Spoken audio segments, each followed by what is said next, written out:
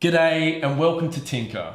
On today's episode, I want to talk about a project that I developed 3 years ago, where I try to solve the issue of shaky camera movement when shooting point of view shots using a GoPro.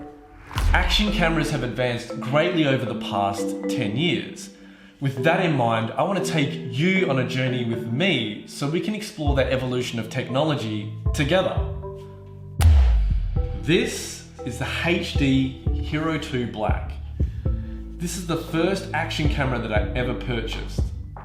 It's a great little unit and I totally put it through its paces. In late 2012, I upgraded to the Hero 3 Black. I became a big fan of this camera and I took it everywhere with me.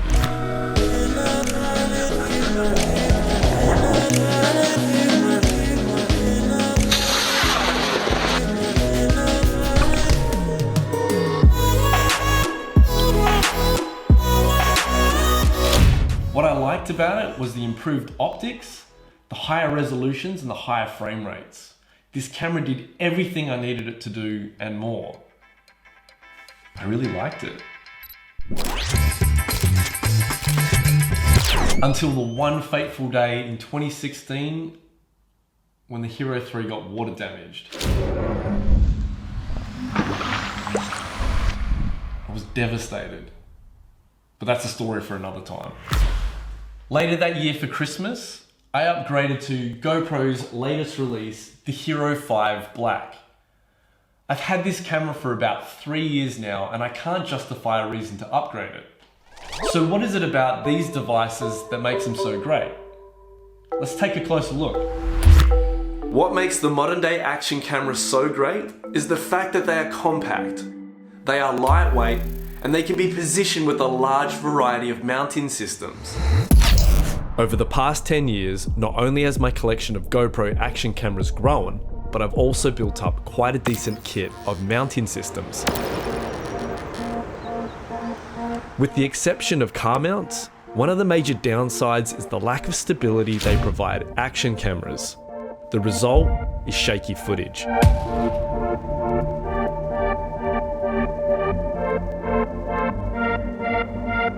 Take this handheld footage for example.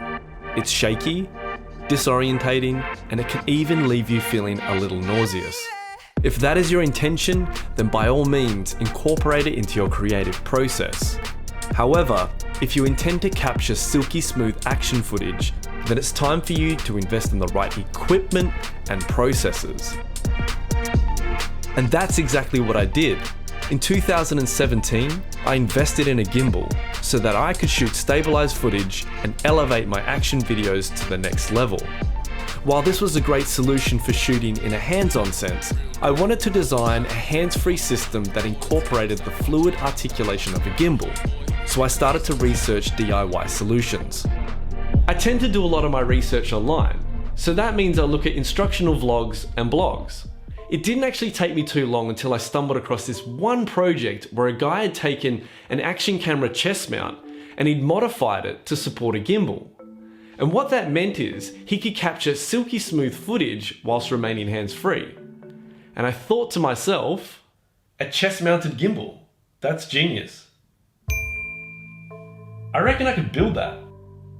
And I figured I could probably improve on this too. And that's exactly what I did.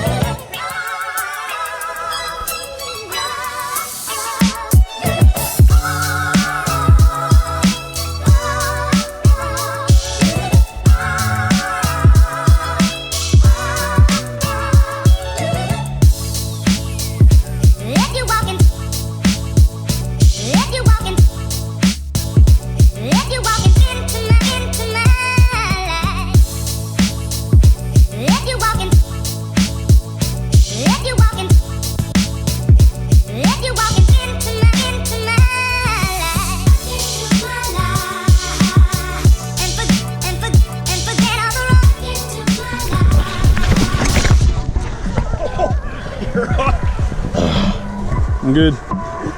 Ow.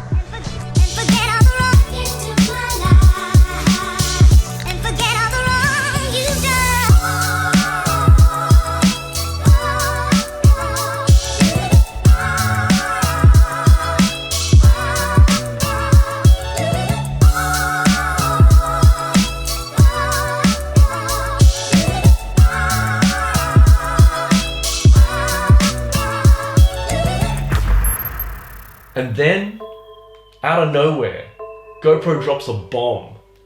A complete game changer. With the release of the Hero 7 comes a new feature, and they were dubbing it the Gimbal Killer. But you know it better as Hypersmooth. An improved electronic image stabilisation that existed in the two preceding GoPro models. The internal system utilises gyrometer and accelerometer data to generate a stable virtual camera movement by cropping into the video sensor. In other words, it smooths out all the bumps and jitters in real time.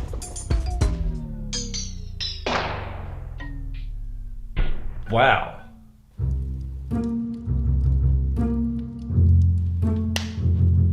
So, what does this all mean? Well, would you say that my efforts to make the modified chest-mounted gimbal, were they made in vain? Well, probably. Hey, hold on. Let me ask you this then. Has Hypersmooth made the gimbal obsolete? Well, I reckon it has. Alright buddy, just cool it down, man. I really think what we gotta do here is we have to weigh up the positives and the negatives before we rashly put this thing to bed. Whatever. Do you agree? Whatever. For those of you who are like myself, who already own a GoPro, but you're not ready to upgrade to the next model with Hypersmooth, plus you already have a gimbal as well, I recommend just keep trucking with that setup because you're all good. The bonus to shooting with a gimbal and a GoPro without Hypersmooth is the fact that you don't end up cropping the field of view because you can shoot in super wide, and this also allows you to capture far more of your environment and you won't lose your subject. Unfortunately, the major downside that I now see with the modified Chesty gimbal mount is the fact that it's bulky and it's got a lot of moving parts. I believe now that you could probably do away with the gimbal, and if you had a camera with Hypersmooth, just shoot with that. See? I told ya. It's going in now. Okay. My best advice is to always try to shoot your footage as stable as possible during production, and you can do this through the aid of physical and mechanical stabilizers such as gimbals. This way you rely a whole lot less on those digital systems and post-production techniques. Well, that's my take on the subject. And now I'm interested to hear what you guys have to say on this topic. So please, feel free to leave your constructive criticism in the comments below. And I'll see you guys in the next Tinker episode.